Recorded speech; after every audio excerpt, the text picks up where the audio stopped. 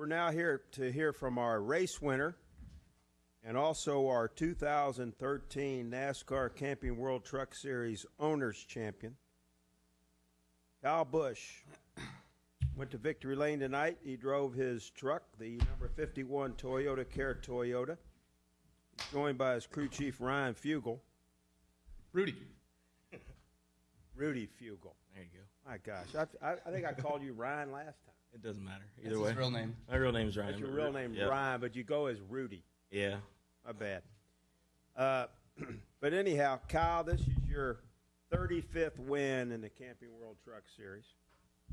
Your 5th win in 2013, your second time you won here at Homestead-Miami. It's your second Camping World Truck Series Owners Championship. You also won in 2010. And you actually tied in owners points with the 88 truck. But as we know, you go to the tiebreaker, and it's about wins. And I know you're about winning.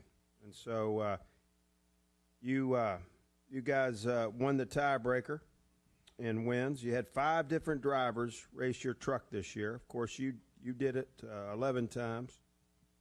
Eric Jones, Chad Hackenbrack, Denny Hamlin, and Scott Bloomquist all contributed to the championship here this evening. But Kyle, talk about winning the race, and what a race it was down the stretch. There was a lot of great racing out there, and then also about what it means to your organization to win this championship, because I know that's a lot of work, a lot of effort, and just congratulations on all of that. But talk about both of those, if you would, please. Sure, yeah.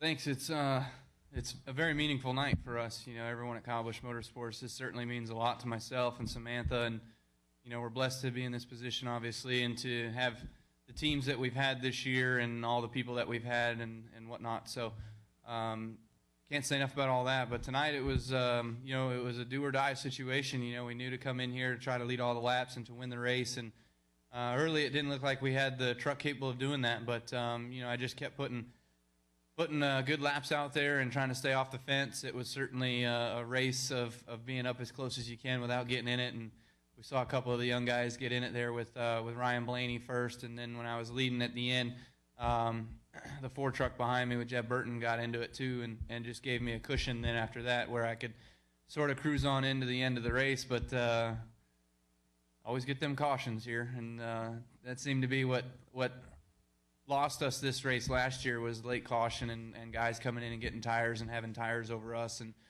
being able to beat us. But when you're out front and you're in that position, it's really, really hard to tell yourself that you can pit and be able to come back up through the field with only green, white, checkered. And let alone whether it's multiple green, white, checkers or not, you don't know. That's an unknown. So it's a tough situation to be in, and Rudy made a good call to stay out. I probably would have come down. That's what I wanted. I would rather have tires and start chasing, but I knew our truck was better out front, so ultimately it was a good call. And this 51 Toyota Care Tundra was awesome tonight. Glad it was up front for that long, and that we were able to win the race and ultimately get ourselves tied for the Owners Championship. And to get credited with it now, it's something else. I mean, you know, that's what we strive for each and every weekend all year long. And it's Rudy's first championship as a crew chief, and of course, you know, for our team, it's our second. But you know, it's due to a lot of hard work and dedication from a lot of great people. And Rudy, just talk about obviously what it means here to win this race tonight, but obviously to win that Owners Championship. You played such a key role in that. And just talk about how you're feeling right now.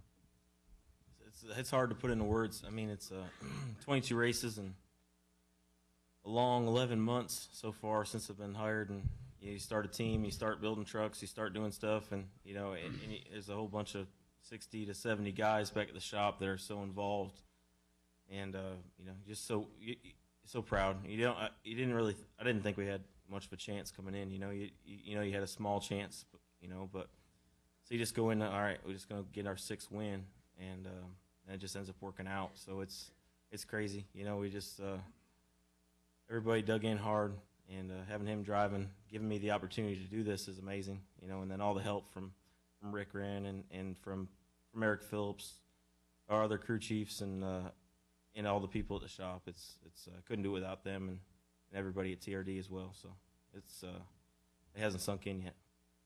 We'll take questions now for our race winner and our championship owner and his crew chief. Go ahead. Reese Spencer, NASCAR Horse Service. Cautions may complicate things, but if it hadn't been for the second caution under the green-white checkers, Crafton doesn't reckon you don't win the owner's title. Do you sometimes feel like it's just your night?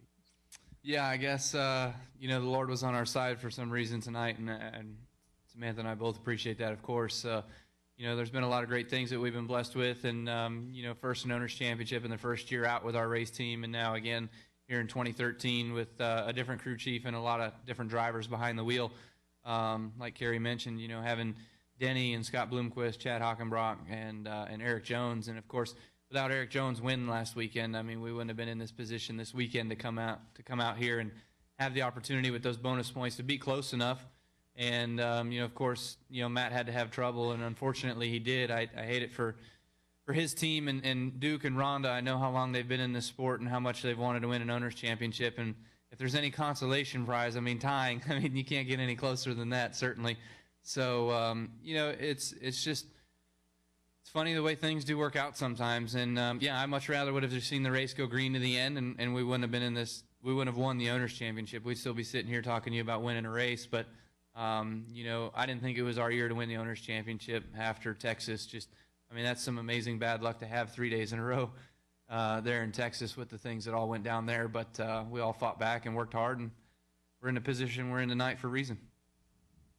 Let's go back to the back. I believe it's Chris. Go ahead. Chris Green, South Dade News Leader. Is it more satisfying to get an owner's championship than a victory? Because it's something that you've started in from the beginning? I mean, not really. To me, you got to have wins, of course. You got to be able to have wins to compete in this sport, and to be able to keep coming back each and every week. I mean, if we didn't win races throughout the season, you know, we wouldn't have the support of Toyota and Toyota Care that the folks give us there, and from Flexco and Monster Energy, Dollar General, and our partners that we've had on board over the years. And so, you know, it's great that, you know, we do go out there and win, but then there's another added bonus to it that when you are competitive and you are consistent, you do have an opportunity for the Owners' Championship. And that's what we race for each and every year. It's, you know, it's what we can race for. It's what the 51 team can race for. So whatever goals you can get, you try to achieve. And you know, it's a true testament to all of that, and I'm really looking forward to next year as well too, with myself and Eric Jones being behind the wheel of the 51 truck. Got a question over here to the right, Bob. Bob Hocker, Sporting News. If we have similar situations Sunday, would be the same kind of quandary for the leader on whether to stay out or not, or do the Cup cars race so different that the decision is easier? No, I would believe it's going to be the same difficult decision for sure. I mean, we were out there for, what, 19 laps or so? 19 laps. It's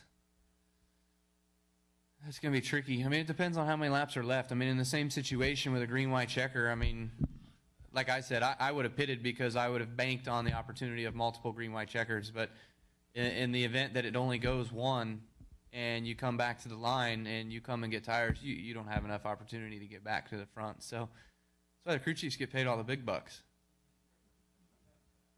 Right? Yeah. That's right, Rudy. Other questions? Far right over here to Chris. Chris Knight, CatchFence.com. I was just wondering how close you guys paid attention to the Owners' Championship tonight. Were you guys focused on the win, or were you guys keeping every point tied? Or you can answer your part first. First of all, is all about the win and lead the most laps. That was our first goal. But I mean, we had a spreadsheet worked out, so I knew if we finished second, the 88 had to finish here, and you know, if we won, we didn't lead the most laps, the 88 had to finish here. You know, but it still gets confusing because I still didn't know at the point because you're just so excited. You know, and it was hard to tell if us or the 29 led the most laps. So, but that's where it was. I mean, first of all, it was all about winning and leading the most laps. And I'll second that because it's funny. Our stat man, G-Man, where's he at? anyways, Running more stats. whatever. So he did the stats earlier this week, and he said, I don't know what it is. It's like an 11. It's got to be more than 11% chance or something of us winning, right? What was that? It was like 18 or 19%. 18 or 19% of the 51 truck going in the race, leading the most lap and winning, and then Crafton finishing outside the top 22 or 23, whatever he needed to finish was whatever else percentage, and you multiply those together, and it was only 3% chance that we had an opportunity to come in here and win the Owners' Championship. So it was slim, but G-Man, he had all the stats. So it was kind of funny. So everybody in the shop was basically saying all this week, like, so you're saying there's a chance. And obviously there was a slim one, and we made it happen. So G-Man pulled out his abacus. that's right. That's right.